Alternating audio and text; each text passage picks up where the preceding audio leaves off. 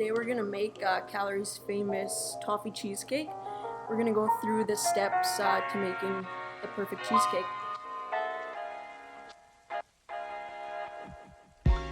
So we'll start with the crust. It's just a typical graham cracker crust that we press into the bottom of the cheesecake pans.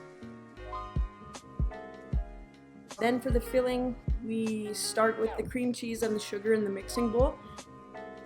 We will scrape the bowl down often, and once we have a very smooth cream cheese and sugar mixture, we'll continue by adding in the eggs, the vanilla, and the sour cream.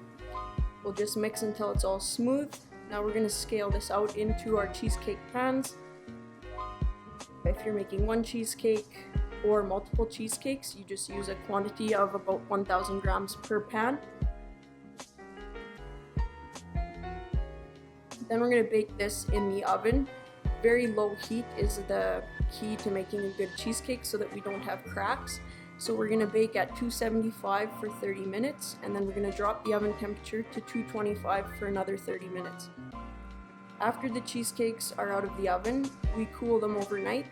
The following day we prepare the toffee glaze by boiling sugar, glucose, and water to a caramel stage. In a separate pot we have cream, butter, and vanilla that's just warming. We'll keep that warm until we're ready. So now that the caramel is ready, we're going to slowly pour in our cream mixture. Make sure you stand back, as this does create smoke and splatters a little bit.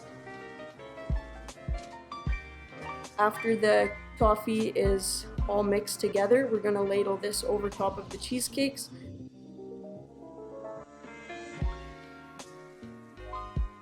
Let this set up in the fridge overnight, and tomorrow it's ready to go.